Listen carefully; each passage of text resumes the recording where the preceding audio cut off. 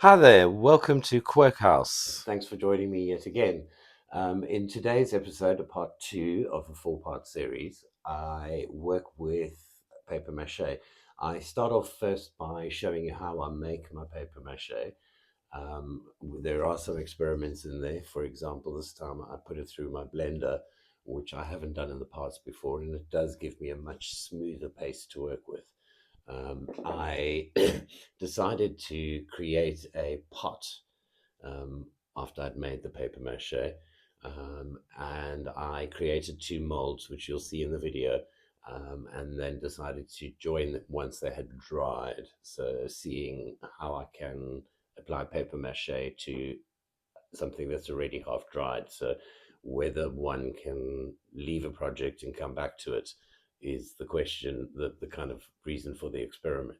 I also wanted to create a really beautiful handmade looking piece of art. So in this, we create this shape and we create the base of it. And in the next part, I will finish it off, and hopefully, well, in my mind's eye, it's already looking stunning. It's very different, and I hope you enjoy. Thank you for the subscriptions, and please, if you haven't yet, subscribe, like, and share. It'd be really great, and the love that I've received already is really much appreciated. It's getting easier. Stuff is slowly starting to happen regarding the move. Regarding Quirk-Haus, we've registered our domain name and we're looking at hosting sites for our new website, and a Shopify and things like that. So lots of stuff that we're looking into. Also started looking around at some premises, which are really exciting as well. But it's so hard on the internet to, something that looks like a really amazing space could be not such an amazing area. So can't wait to actually start seeing places physically. But until then, we've got lots of experimentation to do together. And yeah, without jabbering more than I am already, I'm going to leave you to the video. Enjoy. Thank you very much. So, this is the recipe. I soaked some shredded paper and leftover coffee grinds in water for a day and a bit. Having watched loads of stuff online with regards to paper mache, this is the first time that I'm putting it in my blender and giving it a blitz at this stage to make it more of a clay, of a smoother finish, rather than the textured stuff that I've been doing in the past. Top tip: when you're using a domestic blender, you probably need to add some water. I started to smell the motor at this stage and realized that it was a bit too dry, so actually needed a lot of water. So after quite a few loads, this is what I'm left with. It's already looking really good in terms of being able to pat it down and get a really smooth texture to it. Then, using one of Brian's old t-shirts and my colander, I slowly just drain as much of the liquid out of out of the pulp as possible. Once I finish draining it all, you can see here just it's quite dry. Then it's time for the last two ingredients. So the first being PVA glue. I have this dreg left in the bottom of this bottle, which I use all of that, and I use about a quarter of a 5 liter, which I'll show you in a sec.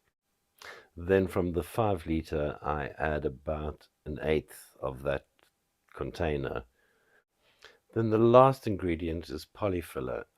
I bought a big 25 kilogram and it came with these little bags of um, polyfiller, which you can see that was probably about a quarter of a bag being added. Then it's time to get your hands in there and get dirty. I mix it all together by hand, almost like kneading dough. A different camera angle so you can see in the bucket.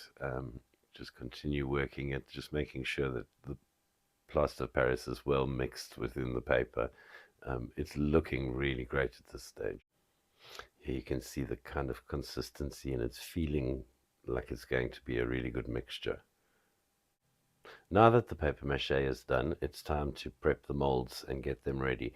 I've decided to make a pot inspired by the Chinese kintsugi, which is a ancient technique where they would repair damaged um, pottery with gold inlays.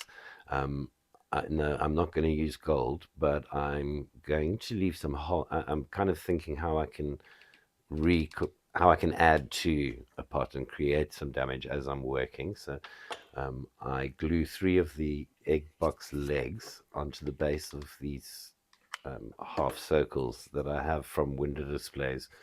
Um, so they're very handy as a mold. I've covered those in cling film.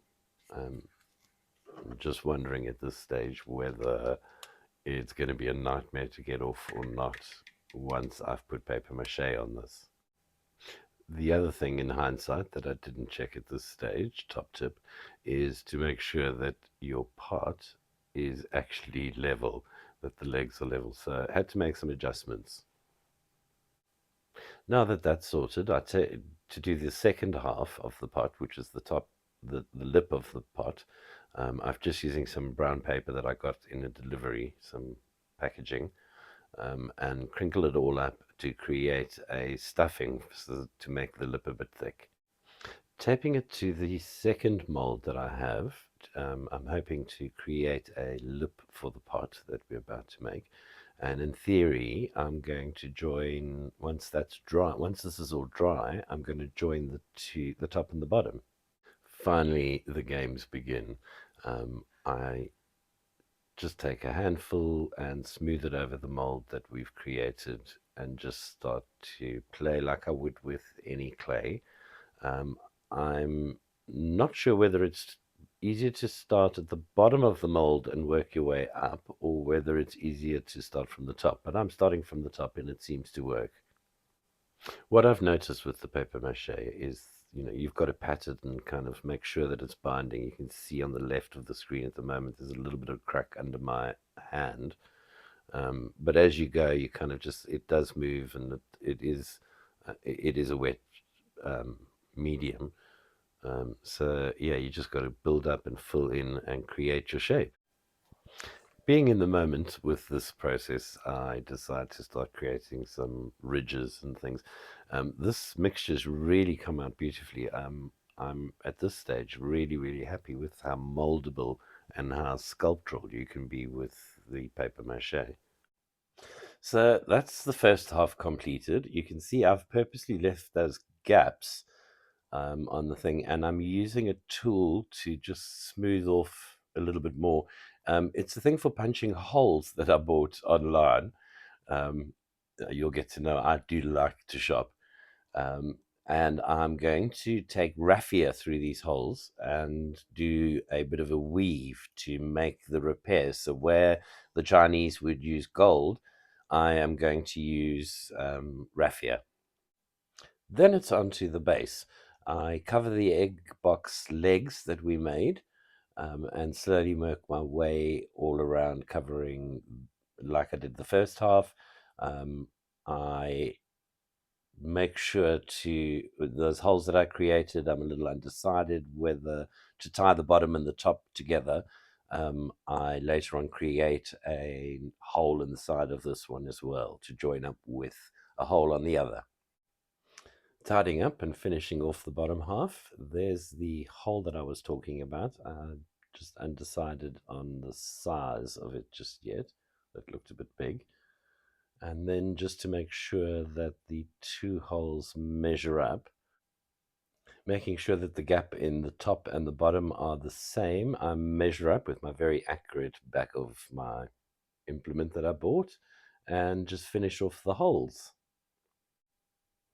Just making sure that both ends measure up and all the finishing touches, and then it's to let it dry. This takes about 2-3 days in front of our super industrial log burner that I had fire going the whole of Sunday just to create extra heat and speed up the drying.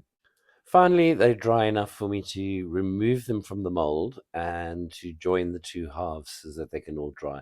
At this stage, they're not 100% dry at all. And what I think is going to be an easy thing to do turns out to be a lot more difficult than what I anticipated. Just for laughs, I'm going to let you see me struggle with this mold.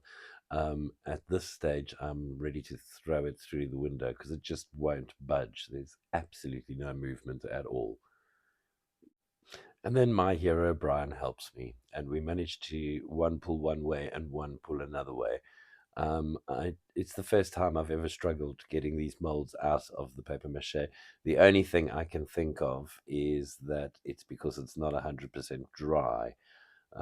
The top turned out to be, as you can see, the tape and the brown paper that I rolled up are visible through there.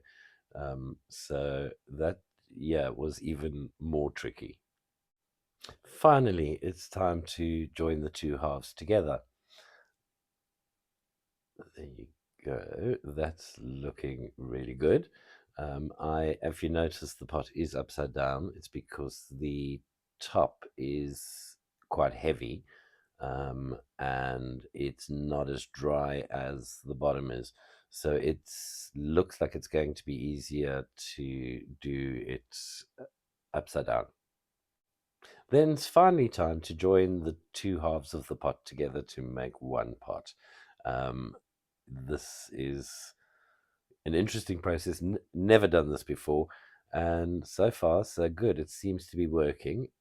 Finally, my flying saucer looking pot is done and ready to start drying so that I can continue filming the finishing touches to said pot. Voila, the pot at this stage.